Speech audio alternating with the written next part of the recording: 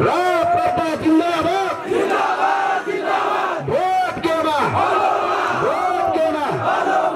अहिले पनि त्यस्तै छ। विदेशी दलालहरूका सरकारले नेपालका राजाका दरबार मास्नुपर्छ, धर्म मास्नुपर्छ, संस्कृति मास्नुपर्छ भनेर लामबद्ध लागेका थिए। त्यही अवस्थामा भेट भएको थियो पेरुमालेज्यूसँग। मैले भने मन्त्रीज्यू अरू केही काम नगरे पनि एउटा यो दरबारमा जसरी अहिले रेस्टुरेन्ट खोलेर डान्स बार गर्न खोजिएको छ, जसले यो देश आर्ज्यो उसको दरबारलाई तपाईले गएर त्यसलाई रोक्नुस् र त्यस्ता अपराधीलाई जेल हाल्ने बनाउनुस् भनेपछि उहाँले कुनै त्यसको अब्जेक्सन नगरी भोलिपल्टकै दिनमा तपाईको गएर त्यसलाई रोक्नुभयो र आज राज दरबार सुरक्षित भएको छ। यसका लागि म धन्यवाद व्यक्त गर्न चाहन्छु। म कुन पार्टीको मलाई त्यस मतलब छैन, तर उहाँले गरेको त्यो काम राजावादीले पनि नगरेको काम पेरुमालेले त्यो काम गर्नुभयो। त्यसका लागि धन्यवाद भन्न चाहन्छु। आज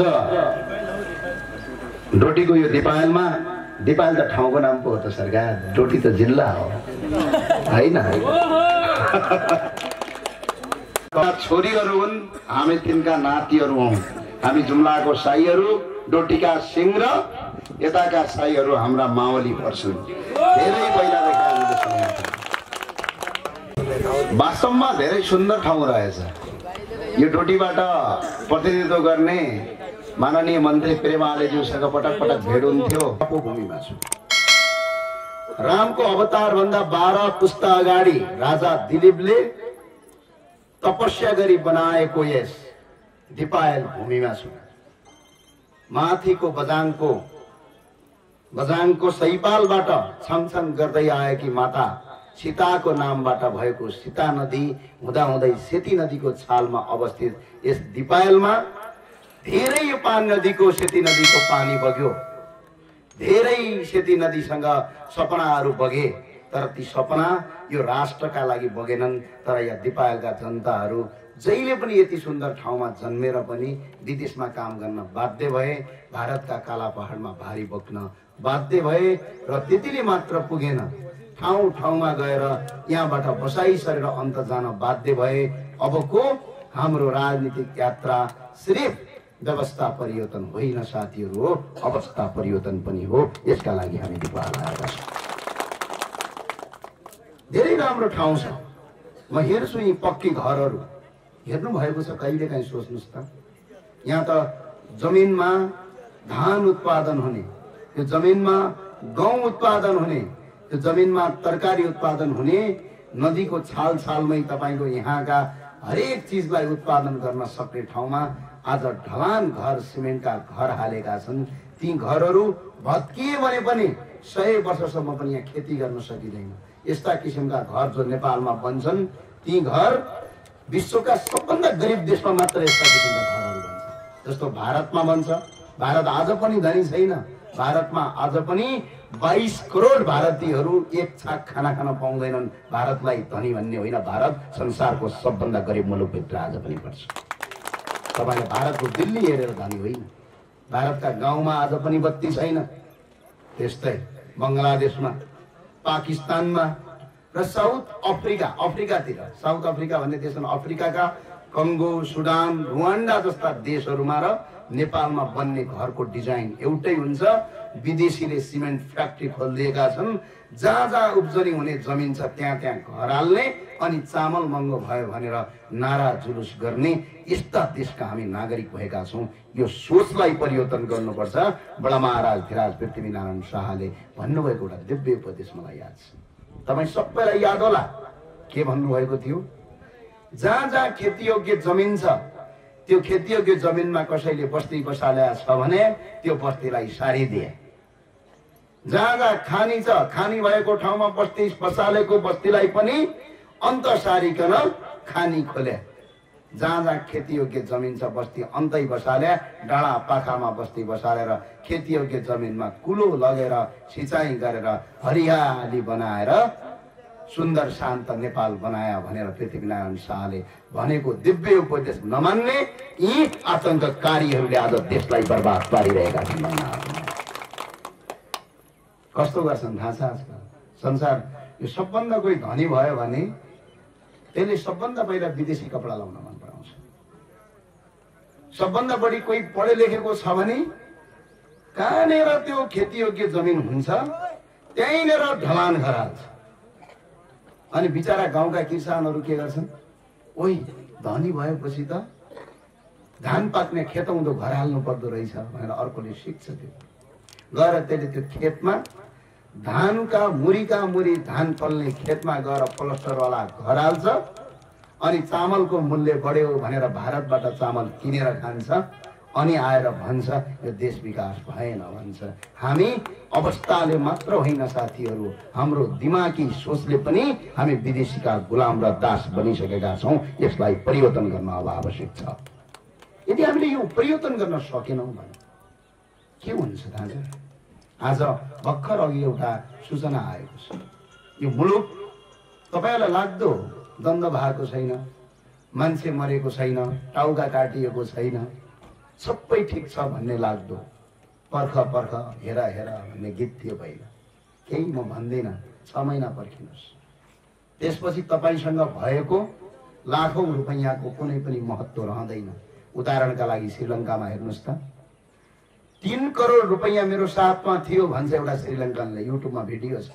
तर त्यो 3 करोड रुपैयाँले 10 बोरी चामल किन्न पुग्दैन। अब यो 3 करोड पैसाको के काम भन्छ? पैसा कागज हो। जब देशको अर्थव्यवस्था खोक्रो बन्छ, जब भ्रष्टाचारीहरू हाबी हुन्छन्, जब विदेशीको ऋण ल्याउँदै यो संघीयता भन्ने चिज पाल्दै गर्छन्, तब देश पुरै खोक्रो हुन्छ।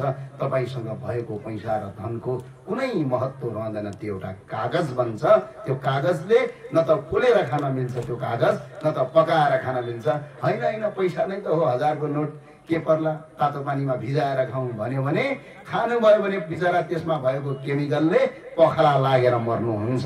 त्यही भएर यो देश बनाउने अभियानमा छौँ हामी, राष्ट्रिय प्रजातन्त्र पार्टी। कुनै पार्टी बनाउने अभियानमा हामी होइन। आज हेर्नु त बिदा अरे, अहिले भर्खर न्युज हेरेको मलाई त हाँसो लाग्यो। बिचरा सरकारी कर्मचारीहरू एक त अफिसै ढिला आउँथे, 10 बजे आउनुपर्ने 12 बजे आउने। जिल्लाका कहिलेकाहीँ हाकिम साहबहरू त कहाँ छौ भन्दा धनगढी छन् भन्थे, बुझ्नुभयो, पहाडका। अब त कस्तो गरिदिएछ भने 365 दिनमा 156 दिन बिदा। ल बजा बित्दै बिदा, छुट्टियै छुट्टी। ए बाबै किन हर्छौ यस्तो? अब के गर भनेपछि मेरो घोषणा के हो भने 365 दिनै बिदा बस्छ। किन चाहियो होला? केही आवश्यकता छ? आज देश के का लागि बिदा गर्यो भनेर भनेको त के जवाब दियो भनेपछि अर्थमन्त्रीले र हाम्रो कानुन मन्त्रीले जवाब कस्तो पठाए थाहा छ? पेट्रोलको दाम बढ्यो रे, पेट्रोलको दाम बढ्दाखेरि विदेशबाट पेट्रोल ल्याउनु पर्ने पैसा छैन रे। अनि सरकारी अफिस बिदा भयो भने पेट्रोल गाडी चढ्दैनन्, अनि त्यही भएर पेट्रोल कम किन्नुपर्छ, त्यही भएर बिदा गरे अरे। कठै बरा तिम्रा दिन दशा र कस्ता मान्छेलाई ल्याएर मन्त्री बनाउँछन् यो देशमा। कहिलेकाहीँ त के लाग्छ भने सडकमा तपाईँको झाडु लगाएर बजार्ने मान्छे संसारको सबभन्दा उत्कृष्ट मान्छे हुन्छ। यो मागी खाने भिखारी भन्दा पनि तल्लो सोच भएका मान्छे यो देशको मन्त्री भएपछि यो हालत यस्तै हुन्छ। आज हेर्नुहोस् त के गर्नुपर्छ थाहा छ? 156 दिन बिदा दिनका लागि म 2टा काम गर्थेँ। प्रधानमन्त्री शेरबहादुर देउवाका अगाडि पछाडि हिँड्ने गाडी जति पनि छन् जम्मा 2टा गाडी गर्थे, साराका सारा गाडी घरमा थन्काउँथे। राष्ट्रपतिका अगाडि हुइका हुइ हिँड्ने गाडी सबै बन्द गराउँथे। तपाईँको 2वटा गाडीमा त लगा। नेपालकी राष्ट्रपति विद्यादेवी भण्डारीज्यू खाली खुट्टा डोटी आए पनि कसैले केही गर्दैन, किनकि उनको न महत्त्व छ न अस्तित्व छ, केही मतलबै केही गर्छ।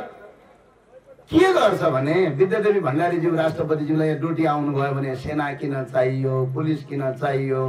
खै काङ्ग्रेसको हाम्रो लेभलका कोही प्रवक्ता आयो भने अगाडि पछाडि पुलिस डङ्का डङ लाएर हिँड्छन्। हामी आएका छौँ त मजाले आयौँ, अघि परपट्टिको पसलमा बस्यौँ, बाबु चिया ल्याए भन्यौँ, चिया दियो खायौँ। किनकि हामी खुलम खुला हिँड्न सक्छौँ। हामीले जनताको हितमा काम गरेका छौँ, जनताको बेहितमा काम गरेका छौँ। हामी आउनुहोस् त कसले के हाल्छ? अनि अर्को, यी सरकारी कर्मचारीहरूले जति जति गाडी प्रयोग गर्छन् साराका सारा गाडी थन्काउनुहोस्। जति पनि तपाईँको तेल र डिजल खर्च मन्त्रीहरूले लिन्छ त्यो सबै रोक्नुहोस्। अनि त्यसपछि तपाईको सरकारी कार्यालय खोल्नुस् त। नेपालका ठुल्ठुला सरकारी कर्मचारीहरूलाई ठुल्ठुलो त्यो प्राडो गाडी लगेर किन हुइकिनु पर्यो बाबै? साझा बसमा यातायात गरे भइगयो त। हिजो जागिर खानभन्दा अगाडि साइकल चढेर हिँड्थे, जागिर खाएको 2 दिनपछि तपाईको प्राडो चढ्ने भएको छैन उनीहरू। अनि किन चाहियो? यी प्रदेशका मन्त्रीलाई किन गाडी चाहियो? लोकल बसमा हाल भुइँगाइदिए भइगयो त। एक घर एक मन्त्री छन् के अरे। अब त यसो गरेर प्रदेशमा मन्त्री मैले अस्ति के अचम्म लाग्छ, कस्तो व्यवस्था ल्यायो देशमा भने। धनगढीको चौरायामा 2-4 जना सांसद भेटाएको थिएँ मैले।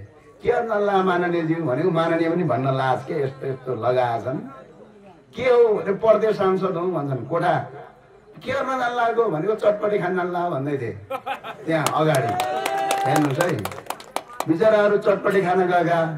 अघिल्लो पटक म तपाईँको पुष महिना कहिले आएको थिएँ अतरियामा, भेटेको थिएँ मैले चिया खान जाउँ भनेको तिनीहरू चटपटी खान जाँदैछ 2 जना मिलेर। अस्ति आएको त बिचरा मन्त्री पो भएछन् त, प्रहरी लगेर आले पछाडि हिँडेर आएछन्। म त छक्क पर्छु बा, यो कस्तो व्यवस्था हो? जुन व्यवस्थाले एक घर एक सांसद र एक मन्त्री बनाउने, त्यही भएर म घोषणा गर्न चाहन्छु आज दिपायलबाट। यो दिपायलबाट यो किन यहाँ घोषणा गर्दैछु भने अहिलेको राजधानी तिमीहरू धनगढी मान, तर राष्ट्रिय प्रजातन्त्र पार्टीले आफ्नो आधिकारिक राजधानी दिपायललाई मान्छ भनेर आग्रह गर्छ। किन थाहा छ? 884 जना सांसद छन्। भारतको दिल्लीमा 3,20,66,000 जनसङ्ख्या छ, 7 जना मन्त्री छन्, 70 जना सांसद छन्। नेपालको टोटल जनसङ्ख्या जम्मा तपाईको 3 करोड पनि छैन। 884 जना सांसद, 130 जना मन्त्री, 9 जना राष्ट्रपति, 11 जना जति सभामुख र उपसभामुख, अनि प्रधानमन्त्री त कति छन्? 8 जना। मुख्यमन्त्री पनि प्रधानमन्त्री नै हो। 7 वटा प्रधानमन्त्री, एउटा हाम्रा बोल्नै नजान्ने प्रधानमन्त्री, 8 जना प्रधानमन्त्री। अनि देशका जनताले के तिरेको, सबै हामीले तिरेको राजस्व कर, त्यो पैसा साराका सारा यिनीहरूको तलब र भत्तामा खर्च गर्ने। अनि गाउँ गाउँमा आएर के भन्ने? संघीयता चाहियो भन्ने। तिम्रा संघीयता फिर्ता लगेर जाऊ, यो प्रदेश खारेज गर्नुपर्छ, यो प्रदेश खारेज गर्नुपर्छ। कति खर्च गरे थाहा छ? म डाटामा बोल्ने मान्छे, म हावामा बोल्दिनँ। केपी शर्मा ओलीज्यू र शेरबहादुर देवाजी त के भन्नुहुन्छ बुझ्दा नि बुझ्दैन हामी होइन। उहाँले के भन्नुहुन्छ थाहा पनि हुँदैन, कहिल्यै बुझेको छैन। ल मैले उहाँको भाषण एक फेरि बुझेको थिएँ, रामचन्द्र पौडेललाई थर्काउँदै हुनुहुन्थ्यो। त्यहाँभन्दा आएपछि मैले कहिल्यै बुझिनँ उहाँको भाषण। हामी पनि कस्तो देशका जनता है, जो बोल्न जान्दैन त्यही प्रधानमन्त्री हुने, जो रात दिनै बिरामी छ त्यही प्रधानमन्त्री गर्ने। हाँसो लाग्छ। ए बाबा, हाम्रा बाबुबाजे, हाम्रो बाजे उमेरको मान्छेहरू हुनुहुन्छ, उहाँहरूलाई म सम्मान गर्छु, तर सम्झिनुहोस् त, हाम्रा बाजेहरूलाई बिरामी भयो भने अस्पताल लिने हो कि देशको प्रधानमन्त्रीको कुर्सीमा बसाल्ने हो? अस्पताल लाने हो नि। अनि हाम्रो केपी शर्मा ओलीज्यू अहिले पनि बिरामी हुनुहुन्छ, हिजो पनि हुनुहुन्थ्यो, पहिला पनि हुनुहुन्थ्यो। उहाँ मजाले घरमा बसेर बेड रेस्ट गरेर एमालेको अर्को कोही राम्रो मान्छेलाई दिए भइगयो त। अब बिरामीले देश चलाउने, अब देशको प्रधानमन्त्री भनेर चाहिँ के बोल्छन् थाहा पनि हुँदैन, कहाँ के गर्छन् थाहा पनि छैन। बिचरा होस छ कि बेहोसमा छन् त्यो पनि अत्तो पत्तो छैन। 24 घण्टा लठक्क परेर हिँड्या हुन्छन्। कहिलेकाहीँ त शङ्का लाग्छ मार्च पछि चेक गरौँ कि क्या हो। अवस्था यस्तो नाजुक छ। यसको प्रत्येक दिन अवस्था हाम्रो खस्किँदो र बिग्रिँदो छ। युवा पुस्ता प्रत्येक दिन पलायन भएको छ। राजनीतिकमा तपाईको जरा गाडेर पुस्तौं पुस्तादेखि आफ्नो बाबुबाजेको विरासत जसरी बसेर राजनीतिकलाई फोरी खेल बनाएका छन्, त्यसको तल बसेर युवाहरू ताली पट्काएर त्यसलाई भोट हाल्नु भनेको आफ्नी आमाको रगत खानु बराबर हो। बडा अचम्म लाग्छ मलाई। कहिले सुध्रेला है नेपाल? हामी यस्तो सुन्दर देशमा बस्छौं। म कहिलेकाहीँ यो हेर्ने गर्छु, आजकलका हाम्रा म्यादी प्रहरी दाजुभाइ दिदीबहिनीहरू आउनु भएको छ, टिकटक हेर्छौँ उहाँहरूको, बडा गजबको टिकटक बनाउनु हुन्छ। कठै बडा बोर लाग्दो हो, त्यही भएर बनाउँदा हुन्। उहाँलाई धेरै धेरै धन्यवाद छ। तर त्यसको एउटा पीडा भन्न चाहन्छु। म्यादी प्रहरीमा जागिर खानका लागि घुस दिएको प्रमाणित सहित नेपाल प्रहरीले केही व्यक्तिलाई पक्राउ गर्यो भनेपछि यो म्यादी प्रहरी मात्रै हुनका लागि कति 30 या 40 हजार छ मेरो हिसाब। 30-40 हजार रुपैयाँ कमाउनका लागि उल्टो घुस दिनुपर्ने यो देशमा अझै पनि यसलाई सुशासनको कुरा गर्ने यी देशद्रोहीहरूलाई भोट दिने तपाईँ जनता पनि बेकुब, हामी यिनलाई नेता मान्ने पनि बेकुब भोट गराउँछौँ। कस्तो देश, ठुलै योजना र आयोजना ल्याउँदैछ, त्यही भएर घुस दिया भन्दा पनि हो ठिकै छ भन्नु। आफ्नो जीविकोपार्जन गरेर रात दिन खटिन्छन् यिनीहरू। नेपाल प्रहरीको एकजना सिपाहीलाई हेर्नु भएको छ, रात दिन 24 घण्टा 18 घण्टा ड्युटी गरेर पनि महिनाको 22-23 हजार रुपियाँ तलब थाप्छ। त्यही प्रहरीमाथि गगन कुमार थापाहरू ढुङ्गा हान्छन्, आँखा फुटाल्छन्, अनि तिनलाई तपाईँ नेता मान्ने र तिनलाई महान दाई भन्दै फुलमाला र अबिर गर्ने हो। यो देशको तपाईँ कुनै पनि नागरिक होइन कि यो देशको दानवतातिर धकलिएको जनता हो वास्तवमा भन्ने भन्छ। हेर्नुहोस् त, देश विकास भएन अरे, अनि किन भएन भन्दाखेरि ढुङ्गा हानेनौँ त्यही भएर देश विकास भएन, त्यस्तो नि हुन्छ। पुल भत्काएनौँ त्यही भएर देश विकास भएन। अनि नारा थियो एक फेरि हाम्रा श्री श्री श्री मुख्यमन्त्रीज्यूहरू पनि छन् यहाँबाट, उहाँलाई त श्री 5 बडा महाराज धिराज नभनौँ, श्री 6 भन्दा पनि हुन्छ, श्री 9 थपिदिँदा पनि भयो। कहिल्यै छोड्दैनन् त्यो पद, बिचरा यस्तो लोभ लालच लाग्छ। एक फेरि उनले एउटा गजबको काम गरेछन्, धनगढीको महेन्द्रनगर कञ्चनपुरको एउटा ठाउँ नाम दिएछ, मैले फेरि लगेर गएको थिएँ क्या, भैँसी पाल्ने भनेर 14 करोड लगेछन्। म भैँसी हेर्न गएको एउटा पनि छैन। अनि मैले मुख्यमन्त्रीको कार्यालयमा गएँ, तपाईँले भिडियो हेर्नु भएको थियो, अतरियाको आमसभा सकेर, ए मुख्यमन्त्रीजी यो भैँसी कहाँ छ भनेको गएर बस्छन् बा। अनि यो गाउँमा पनि आजकल बजेट ल्याउँछन् नि यिनीहरू, आधा बजेट सरकारी कर्मचारीलाई खुवाउँछन् रे, आधा पार्टीको कार्यकर्तालाई खुवाउँछन् रे, आधा बजेट तपाईँ उपभोक्ता समितिमा जान्छन् रे, अनि भन्छन् रे माओवादीले ल्याएको बजेट। ए माओवादीका साथीहरू हो, तिमीहरूका कतिजना मान्छे यो देशमा कर तिर्ने छौ देखाउ त, साराका सारा भिकारी छौ, कहाँबाट कर तिर्छौ? यो जनताको हिसाबले माओवादीको। र अर्को कुरा, यो गाउँपालिकामा राष्ट्रिय प्रजातन्त्र पार्टीको इन्ट्री भइसकेको छ। कहिलेकाहीँ फिल्म हेर्नुहुन्छ, हिरोको इन्ट्री बिस्तारै गड्याङ्गै इन्ट्री भइसक्यो। लुट्ने कुरा अब सोच्ने होइन, यदि लुटेका छौ भने एक एक हिसाब किताब लिने हो, पहिलो कानुन बनाउने हो यो देशमा। के एक पटक राष्ट्रिय प्रजातन्त्र पार्टीलाई तपाईँले बहुमत दिनुभयो भने यो देशमा जम्मा 3टा काम गर्न मन छ मलाई, फेरि जिन्दगीमै चुनाव जित्न मन छैन मलाई, मजाले जाने आनन्दले खेतीपाती गरेर घरमा बस्न मन छ मलाई। 3टा काम, एउटा भ्रष्टाचारीहरूको कानुन बनाउन मन छ, यस्तो कि यदि छोराले भ्रष्टाचार गर्यो भने त्यसका बाउबाजेले आर्जेको सम्पत्ति पनि जफत गर्ने कानुन बनाउन मन छ मलाई। यदि श्रीमानले भ्रष्टाचार गरेको छ भने त्यसको श्रीमतीलाई पनि जेल हाल्ने काम, त्यसको श्रीमतीले थुपारेर पैसा राखेको छ भने त्यसलाई पनि जेल हाल्ने, उसको भ्रष्टाचारको रकमबाट उसको छोरोले पढेको छ भने अमेरिकाबाटको हतकडी हाल्दै ल्याउँदै नेपालमा आजीवन कारावास ठोक्ने एउटा कानुन बनाउने। आज भ्रष्टाचारले यस्तो आक्रान्त भएको छ यो देश। भ्रष्टाचार कतिसम्म हुँदो रहेछ भनेर एकखेर म अध्ययन गर्न गएँ।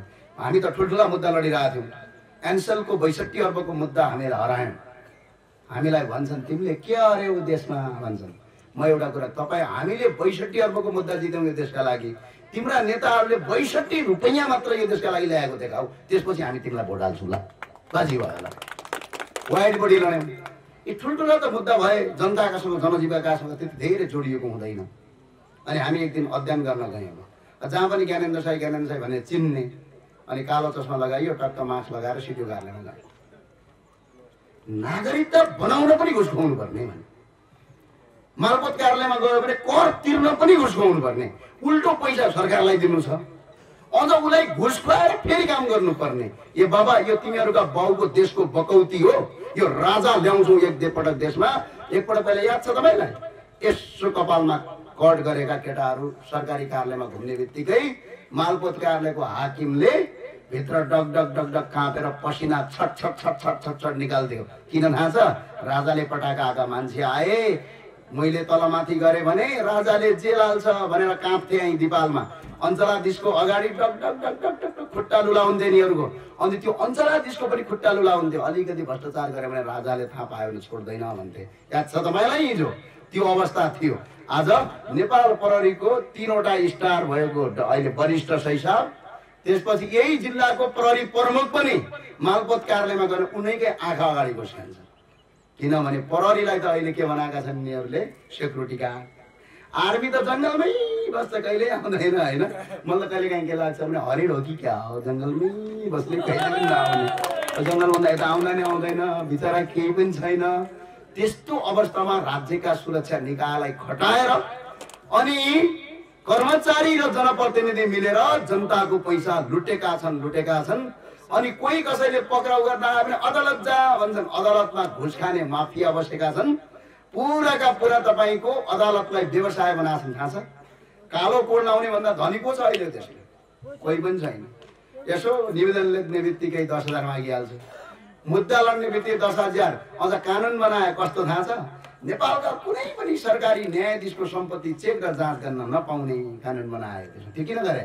घुस खाएपछि न्यायाधीशलाई कसैले भोलि चेक गर्यो भने जेल जान्छ भने त्यस्तो कानुन बनाए। चारैतर्फ घुमी भ्रष्टाचारीलाई संरक्षण गर्ने कानुन बनाए। एक पटक यो देशमा कुनै ठाउँमा नीति बनाउने तहमा पुग्दा भइदिया भए भ्रष्टाचारीलाई म मार्नेवाला छैन, म हिंसामा विश्वास गर्दिन, तर सारा सम्पत्ति उसको राज्यको कोषमा दाखिला गरेर एक सर लगाउने कपडा मात्रै दिएर उसलाई सडकमा छोड्न मन छ अनि जनताले उसलाई भोगै तपाईको सडकमा तडपिएको हेर्न मन छ मलाई। यी भ्रष्टाचारीहरूलाई आज यो देश त्यस्तो बेकार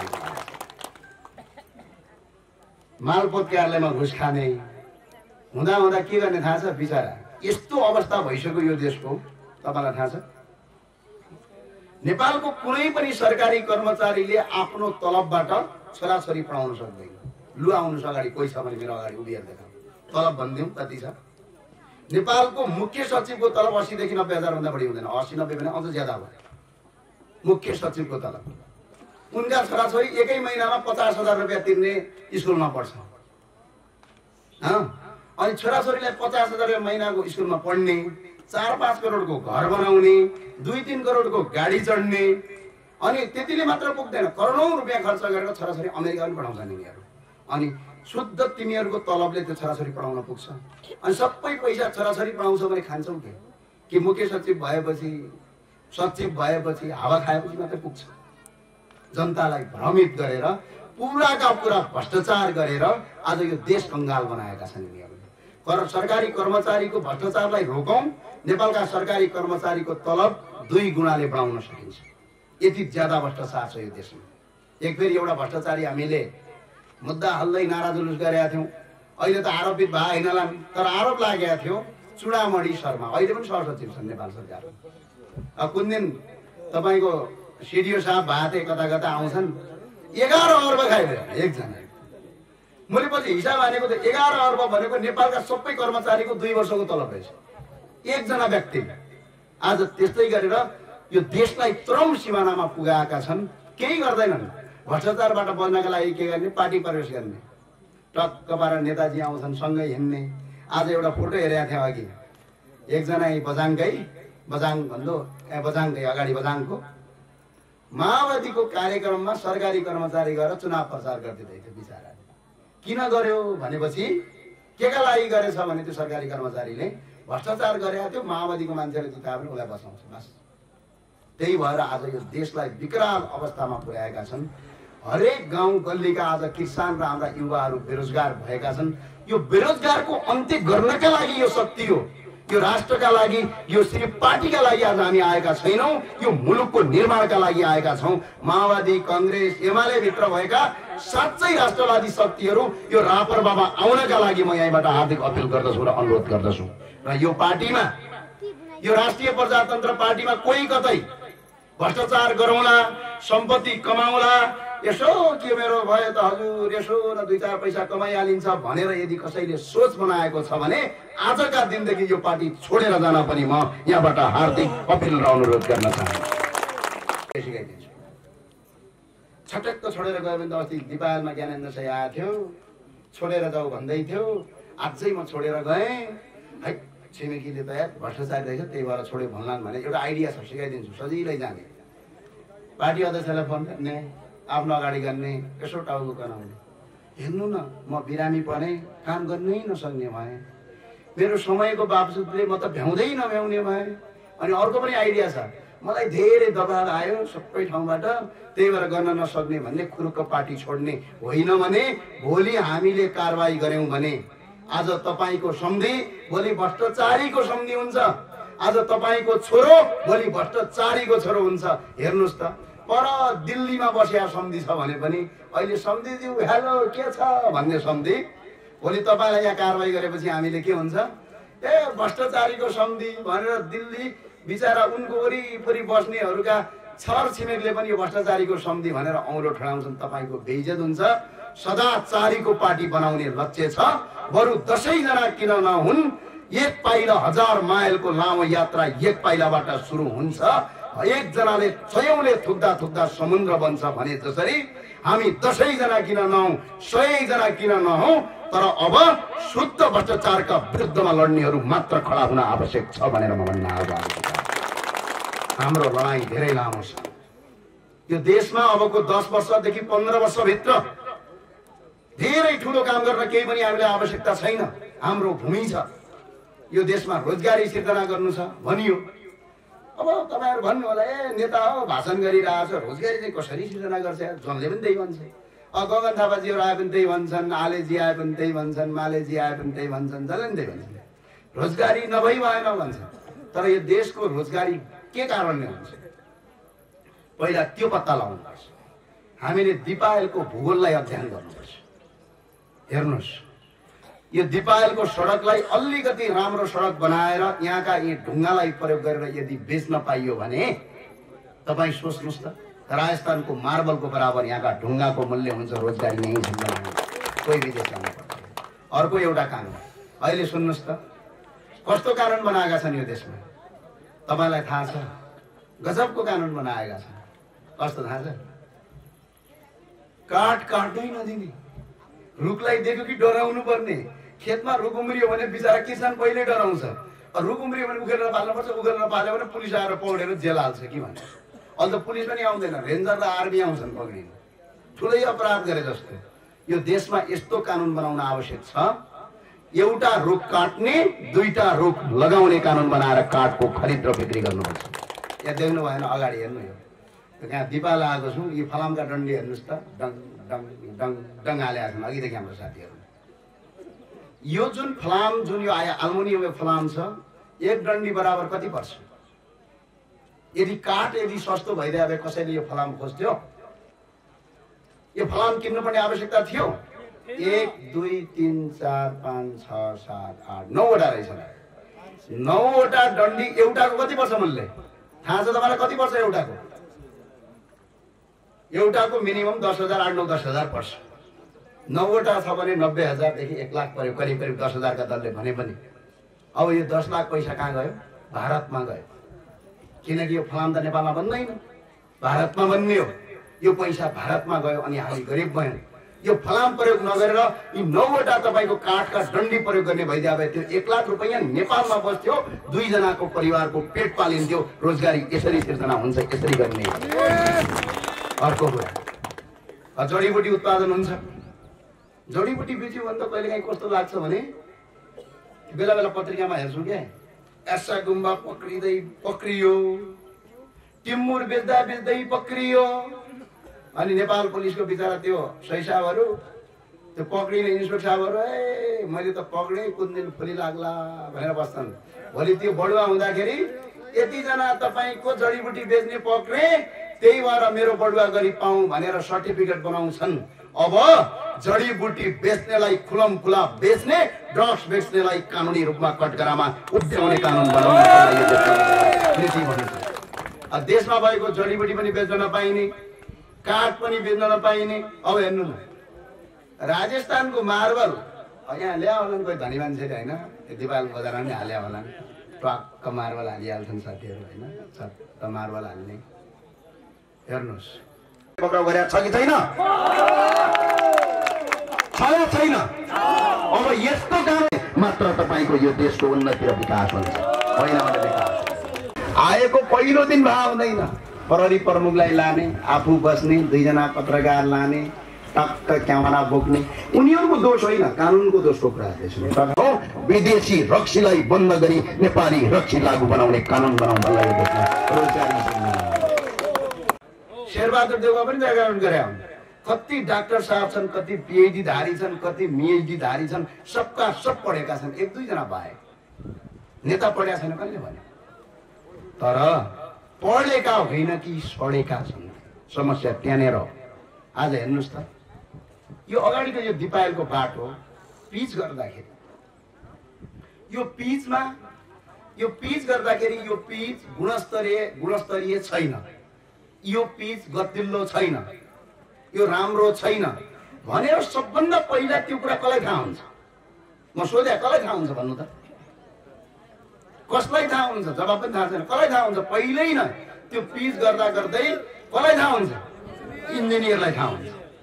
त्यही सडकमा काम गर्ने इन्जिनियरलाई के थाहा हुन्छ भने यो पिचले यति महिना यति वर्ष भन्दा बढी काम गर्दैन, यो क्वालिटी हिन्छ, यो गुणस्तरीय हिन्छ, यसले भोलि यहाँको विकास गर्दैन भन्ने पहिलो कुरा त्यो इन्जिनियरलाई थाहा हुन्छ। तर त्यो इन्जिनियर चुप पलाएर बस्छ, किनकि त्यो पढे लेखा मान्छे हो नि त। अनि सबभन्दा बढी पहिला घुस उसैले खान्छ, अनि घुस खाएर गुणस्तरीयहीन सडकलाई गुणस्तर युक्त छ भनेर सर्टिफिकेट दिएर त्यसलाई पिच गराएको सर्टिफिकेट दिएर राज्यको सम्पत्तिमाथि दोहन गर्न लगाउँछ। अनि तपाईँ के गर्नुहुन्छ थाहा छ? गाउँमा आयो भने बाबु के इन्जिनियर हो, किसानलाई छोडिदिनुहुन्न, इन्जिनियर साहब आउनु गएर माला लाउने खाला लाउने अनि तपाईँको उसैलाई छोडिदिएर पठाउने गाउँमा जो सबभन्दा प्रतिष्ठित व्यक्ति छ त्यसैले यो देशको बर्बादतिर त गरिरहेको छ। यहाँ खेतमा काम गर्ने किसानले यो देश बिगार्छ। किसानले त खेतीपाती उब्जन गरेर आफ्नो पनि पेट भर्छ, अर्काको पनि पेट भर्न दिन्छ। किसान भगवान हो। कोही मजदुरी गर्नेले देश बिगारेको छ, कोहीले आफ्नो रगत र पसिना एक एक गरेर आफ्नो श्रमको ज्याला लगेको छ। कोही गाडी चलाउने त्यो ड्राइभर दाइहरूले देश बिगारेको छ, जसले रात दिन पसिना गरी ड्राइभर गर्छ। नेपालको कुनै तपाईको जागिर खाने तपाईको तल्लो दर्जाको कर्मचारीले देश बिगारेका छ। हाकिमको आदेश मान्दै आफ्नो ज्यानलाई बलिदान दिएर उभिएका छन्। देश कसले बिगारेको छ? जो गाउँमा म ठुलो बडो हुँ, जो म सबैभन्दा बढी घुकन्ते बहादुर हुँ भनेर फुर्ती लगाउँछ, त्यही डम्नाले यो देश बिगारेको छ। उनको अन्त गर्न आवश्यक छ। अर्को कुरा, शिक्षा कस्तो छ सुन्नु त? A star plus B star plus 2A, sin A plus sin B equals to 1। हामीले बिचारा रट्दा दिमाग खराब रट्टे छ। त्यो 8 क्लास कि कति क्लासमा सुरु हुन्छ त्यो अप्सनल म्याथ भन्ने, पढेको कहाँ पाइथागोरस सिद्धान्त के भने घट्काई पढ्यो ब्याचलर गर्यो, डिग्री गर्यो, अनि म त्यो खोज्छु के त्यो अब इन्जिनियर पढ्नेलाई काम लाग्ला है, म त्यो नलाग्दिनँ भन्दिनँ। तर नेपालका सबै विद्यार्थीलाई पढाउँछ त्यो थाहा छ? त्यो कहाँ लाग्दो रहेछ? यो sin A plus sin B equals to 1 ले खाना पकाउन सिकाउँछ कि कतै तपाईँको आएर फर्निचरमा काम गर्न सिकाउँछ कि मेरो कपडा धुन सिकाउँछ कि यसले मेरो जीवनको यो कहाँ लागू हुन्छ भनेर खोज्यो भने कहीँ पनि लागू हुँदैन। अनि दफर शिक्षा पढायो, छोराछोरीलाई बेकुफ बनायो, अनि आज यो देशमा सबभन्दा बढी बेरोजगार डिग्री गरेका मान्छे छन्, 8 क्लास फेल भएका मान्छे आज बेरोजगार छैन। किनकि यो शिक्षालाई परिवर्तन गर्न आवश्यक छ। संसारमा शिक्षा 2 प्रकारको हुन्छ, विश्वभरि शिक्षा जम्मा 2 प्रकारको हुन्छ। एउटा आध्यात्मिक शिक्षा हुन्छ। आध्यात्मिक शिक्षा भनेको हामी मान्छे पनि त दाल र भात खान्छ, पशुले पनि त घाँस खान्छ। पशुले के गर्छ? उसको चेतना हुँदैन, मान्छेमा चेतना हुन्छ। हामीले दाइलाई दाइ, दिदीलाई दिदी, आमालाई आमा, भगवानलाई भगवान, ठुलालाई सत्कार आदर, सानालाई सम्मान गर्न सिकाउने भनेको आध्यात्मिक शिक्षा हो। एक हिसाबले भन्ने हो भने हामी पशुलाई मान्छे बनाउने, चेतनशील प्राणी बनाउने शिक्षा आध्यात्मिक शिक्षा हो। अर्को एउटा शिक्षा हुन्छ वैज्ञानिक शिक्षा र उहाँले अन्याय अत्याचार गर्दिन, जनताको सेवा गर्छु भनेर आउनु भएको छ। यदि उहाँले जनताको सेवा गर्नु भएन भने सुशासन विभागको यहाँ एउटा युनिट खडा गर्छौं र यदि उहाँले जनताको हित विरुद्ध काम गर्यो भने पार्टीले कारबाही गर्छ भनेर हामी लागेका छौँ। एकपटक उहाँलाई भोट हाल्दिन हुन म तपाईँ सबैलाई हार्दिक अपिल र अनुरोध गर्न चाहन्छु। शिक्षाका लागि, स्वास्थ्यका लागि, रोजगारी यही नगरपालिकामा उत्पादन गर्न सकिन्छ। यो हामी अहिले भाषण गरिरहेको ठाउँ छ र यो ठाउँमा तरकारी खेती गरेर भन्नुहोस्, यो बाँझो नराख्नुहोस्, बिजुली ल्याउनुहोस्, तलको सेतीको पानी तानेर माथि सिँचाइ गर्नुहोस्, नगरपालिकाको बजेटले मजाले गर्न सकिन्छ। त्यही भएर यसका लागि अनुरोध गर्छु, तपाईँ बस्नुहोला। म अब नगरपालिकाको बजेट प्रस्तुत गर्न गइरहेको छु। सुन्ने हो? आवाजै आएन, यहाँ सबै सुतेछन्। सुन्ने हो? आवाज आएन, यो जोसमा त मजै आएन। त्यो बजेट प्रस्तुत गर्न जाँदाखेरि काठमाडौँमा झोला तानातान गर्छन् नि सांसदले, खुर्सानी हानान, ढुङ्गा पनि हान्छन्, ब्रिफकेस च्याप्छन्, टमाटर पनि हान्दै थिए, खुर्सानीको धुलो बोकिया थिए फेरि होइन, एउटा त छास आँखामा छर्नका लागि। त्यहाँ चाहिँ त्यस्तो नगर्नु। यो चाहिँ बजेट प्रस्तुत गरेर तपाईँलाई खानका लागि होइन कि छोटे महाराजले खाएको बजेट प्रस्तुत गर्न आएको यहाँ, बुझ्नुभयो? सुन्न तयार हो? आवाज आएन, तयार हो? पहिला म सुनाउन गइरहेको छु तपाईँलाई दिपायलको सिलगढी हो क्या हो, उता पूर्व पनि एउटा सिलगढी छ है। दिपायलको यस सिलगढी नगरपालिकाको म बजेट सुनाउन गएको छु। हेर्नुहोस्, कोभिड आयो बेला जनता भोकभोकै बन्ने भयो भनेर हामीले दिपायलमा पनि अक्सिजन मेसिन हाम्रो अभियानको तर्फबाट पठाएका छौँ। आज पनि तपाईँ सरकारी अस्पतालमा जानुभयो भने कहीँ न कहीँ हामीले दिएको त्यो अक्सिजन सास फेर्ने मेसिन तपाईँले पाउनुहुन्छ। हेर्नुहोस्, यहाँको जनता औषधि उपचार नपाएर काठमाडौँ जान्छ। के सोच्दो रहेछ दाजु? काठमाडौँ धनगढी गएपछि सजिलै उपचार भइहाल्छ भनेर 25, 30, 50 हजार बोकेर जाँदा रहेछ। 50 हजार बोक्यो, प्राइभेट अस्पतालमा पठाइदिन्छ, एकै रातमा 50 हजार खाइदिन्छ। अनि भोलि बिहानपल्ट त पासमा पैसा छैन, अनि घर जाउँ धेरै टाढा छ, सम्पत्ति बेच्नुपर्छ उपचार गर्नका लागि। कहाँमा गाउँ भनेर हामी अभियन्तालाई फोन गर्छौँ। हामी अभियन्ताले पैसा गाउँपालिकामा छ, गाउँपालिकाको अध्यक्षलाई माग भन्दाखेरि गाउँपालिकाको अध्यक्षलाई निवेदन पनि दिन्छन्, पैसा पनि माग्छ गरिबले। अनि गाउँपालिकाको अध्यक्षले के भन्छ थाहा छ? झुटो कुरा, बजेटै छैन, अलिअलि आएको छ, सरकारले हामीलाई विभेद गरेका छ, पैसै छैन, भए त दिन हुन्थ्यो नि दाइ, तपाईँलाई किन दिन हुन्थेन मैले भनेर पुरा टारेर आफू चाहिँ मोज मस्ती खर्च गर्ने, धनगढीमा ठुल्ठुला बिल्डिङ हाल्ने, ठाउँ ठाउँमा गएर दारू पार्टी र रक्सी पार्टी गरेर जनताको पैसा खर्च गर्नेलाई यो दिपायल नगरपालिकामा बजेट कति छ भन्ने कुरा दिपायलमा सिलगढीमा 1 अर्ब 54 करोड 88 लाख 24 हजार रुपैयाँ बजेट 3 वर्षमा आएको छ। पैसा कति आएछ? 1 अर्ब। खै कसैको दिमाग क्याच गर्दैन, प्याच्चै 1 अर्ब 54 करोड 88 लाख 24 हजार रुपैयाँ 2078, 2077, 2075 साल गरेर पैसा आयो। अर्ब आएको छ, करोड होइन। पहिला राजाले 70 करोड खायो, राजाले आर्मीको तलब सहित, यो त देशद्रोही, देश लुट्ने हो भनेर भन्ने यी छोटे राजाहरू एउटा दिपायलको यो नगरपालिकामा मात्रै 1 अर्ब 54 करोड 88 लाख 24 हजार रुपैयाँ बजेट आइरहँदा 54 करोड 94 लाख 5 हजार रुपैयाँ सरकारी कर्मचारी, यहाँको जनप्रतिनिधिको तलब र भत्ता र तेल हाल्दै सकेका छन्। यो पैसा जनताबाट तिराउन म हार्दिक अपिल र अनुरोध गर्न चाहन्छु। त्यो पैसा चाहिन्छ। अर्को कुरा, बेरोजगार मात्रै 8 करोड 74 लाख 10 हजारको गरेका छन्। त्यस्तै 52 मोज मस्ती खर्च देख्यो भने त ढल्नै लाएर नढल्नु है। कति छ थाहा छ मोज मस्ती खर्च?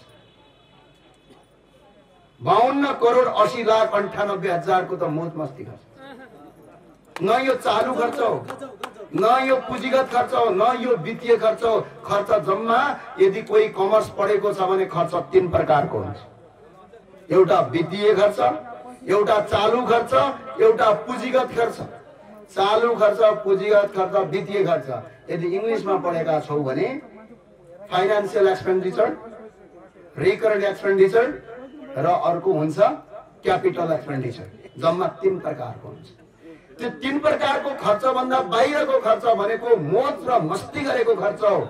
न त्यो विकास खर्च हो, न जनताको सेवामा खर्च बाहेक आफ्नो पेट भर्न र हसुर नगरेको खर्च 52 करोड 80 लाख 98 हजार रुपैयाँ यो नगरपालिकामा छ। त्यो पैसा कहाँ छ बुझेर पुर्याउनुस् भन्न आएको आज मैले। तपाईहरुलाई त यस्तो लाग्दो रहेछ यो पैसा माथि शेरबहादुर पामन्जीज्यूको हो कि जस्तो लाग्छ कि क्या?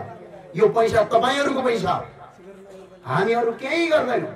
यो नगरपालिकाबाट एक पटक चुनाव जितेपछि अहिले भन्नुभएको थियो नि शिक्षा र स्वास्थ्य त निशुल्क गरौला, पैसा चाहिँ कहाँबाट ल्याउला, तिम्रो बाउआमाले दिन्छन्, थोडी अरबपतिका सन्तान तिमीहरू त हामी जस्तै ल्याङल्याङ हिँड्ने मान्छे हो भनेर भने आउने। हामी पैसा 1 रुपैयाँ पनि कर बढाउँदैन। यो जो 52 करोड 80 लाख 98 हजारको मोज मस्ती छ नि, यो मोज मस्तीलाई जनताको शिक्षा र स्वास्थ्यमा खर्च गर्छौं।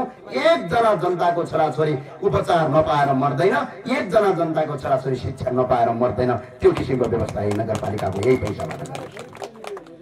अर्को आउँदैन। पारीपट्टि छ शिखर, नाम चाहिँ शिखर र भ्रष्टाचार पनि शिखरै छ कि क्या?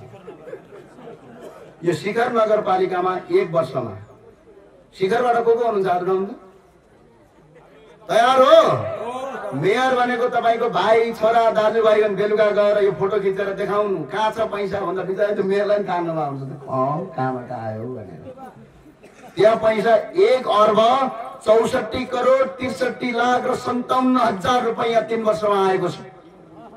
1 अर्ब 64 करोड 63 हजार 57 हजार रुपैयाँ पैसा आइरहँदा 89 करोड 15 लाख 54 हजार रुपैयाँ सरकारी कर्मचारी र तिनीहरूको तलब र भत्ता खाँदै गएको छ भने 5 करोड 24 लाख 75 हजारको मोज मस्ती खर्च छ भने 3 करोड 12 लाख 58 हजारको आजका दिनसम्म त्यसको बेरुजु छ।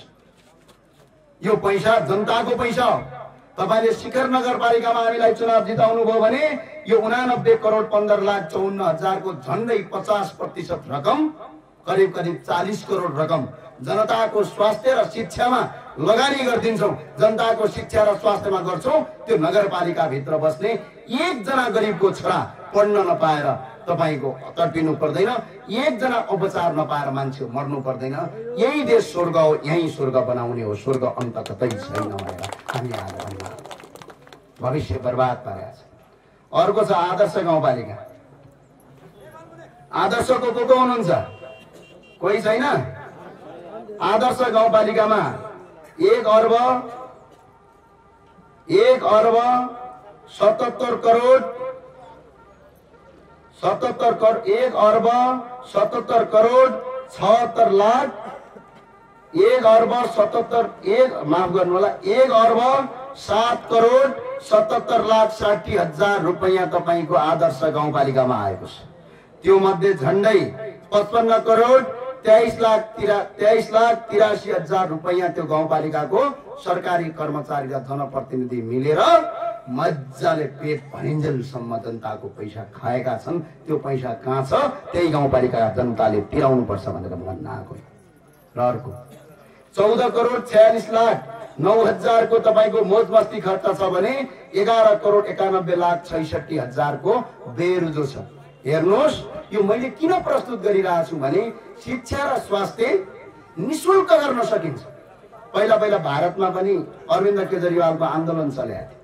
केजरीवालले यसै गरी मञ्चमा पसिना आउँदै बोल्नुहुन्थ्यो र भन्नुहुन्थ्यो म भारतका प्रत्येक जनतालाई दिल्लीका प्रत्येक जनताको स्वास्थ्य र शिक्षा निशुल्क गर्छौं। 200 युनिटसम्म पानी 200 युनिटसम्म 20,000 लिटर पानी फ्री गर्छौं, 200 युनिटसम्म बिजुली फ्री गर्छौं भन्दाखेरि कांग्रेस र त्यतिखेरका भाजपाहरू गल गरेर हाँस्थे, कहाँबाट गर्छ भन्थे। उनी सत्तामा गएर 3 महिनाभित्र त्यो काम गरे र भारतका एकजना उपमुख्यमन्त्रीले एउटा इन्टरभ्यू दिएका थिए दिल्लीका। स्कुल टिचर बिल्डिङ तपाईले कसरी शिक्षा निशुल्क गर्नुभयो यस्तो दिल्लीमा भन्दाखेरि अरु मैले केही गरिन, एउटा काम गरे। शिक्षा मन्त्री भइन्जेलसम्म 5 वर्ष म मेरो मन्त्रालय गइन प्रत्येक स्कुलमा म विद्यार्थी जस्तै पढ्न गएँ अनि मैले सुधारे भन्नुभएको थियो। त्यस्तै हामीले पनि यो ठाउँमा प्रत्येक स्कुल सुधार्न सक्छौं, स्वास्थ्य केन्द्र सुधार्न सक्छौं र रोजगारी सिर्जना गर्न सक्छौं। पैसा 1 रुपैयाँ चाहिँदैन। सरकारको आएको बजेटलाई छातीमा हात राखेर 1 रुपैयाँ भ्रष्टाचार नगरेर काम गर्ने हो भने यो देश स्वर्ग यहीँ छ। स्वर्ग संसारको दुनियाँ कहीँ पनि छैन।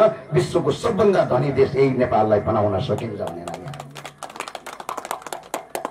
र अब जाँदा जाँदै सबैलाई म एकपटक भन्न चाहन्छु, हामी मुलुक बनाउने अभियानमा छौँ भने मजाले पैसा लिने, आनन्दले पैसा लिने, दाई भन्ने, नमस्कार भन्ने, जाने, बाइकमा तेल भने 10,000 माग्ने, कतिजना केटाहरू छौ भनेर भन्छन्, हामी 50 जना छौँ भन्ने 1 लाख लिने, अझ अरू केटाहरू पनि जम्मा गर्ने 2 लाख रुपियाँ लिने, मजाले यिनको पैसा लिने, बरु समाज सेवा खर्च गर्ने त्यो पैसा लिने। चुनावको बेला त गोप्य मतदान हुन्छ। गोप्य मतदान भने त त्यो कोही पनि हुँदैन। भित्र जाने हलोमा छ्याप छ्याप भोट हाल्ने, बाहिर यिनीहरूको पैसा खाने भन्न आएको आज म तपाईँहरूलाई। अनि तपाईँलाई त्यो पैसा दिने मान्छेले ऊ परपट्टि गएर के भन्छ थाहा छ? भोट हाले भन्छ। किनकि त्यो त त्यहाँ जान पाउँदैन। किन जान पाउँदैन भनेपछि त्यो गोप्य मतदान हो, पुलिसले जानै दिँदैन। टेङ टेङ टेङ भन्छ, यस्तो औँलाले सङ्केत गर्छ तपाईँहरूले भन्ने। त्यहाँ भित्र गएर च्याप्प हलोमा भोट हाल्ने, हालेर आइसकेपछि फेरि सोध्छ तपाईँलाई, किनकि यसले हालेन भने पैसा फिर्ता मागौँला भनेर। त्यो भन्ने होइन, दाइ कहाँ हालिस् भाइ भनेर भने, दाइ तपाईँले जहाँ भन्यो त्यहीँ हाल्यो भने झन् खुसी हुन्छ। अनि बेलुका पल्टिकेर झन् पार्टी गर्छ ठुल्ठुलो। अब त म जितिहाल्छु भने मजाले जाने, नाच्ने, खाने, रमाउने। त्यहाँ जब चुनावको रिजल्ट आउँछ, चुनाव हार्छ, पागल हुन्छ, एम्बुलेन्स हामी पठाउँछौँ होला राँची लिने कि पाटन लिने भनेर। छोड्ने होइन है, छोड्ने हो। राप्रपा जिन्दाबाद, भोट केमा, भोट केमा। जय राष्ट्रवाद। तपाईँसँग आइयो, मिठा मिठा कुरा गरियो, अझै बस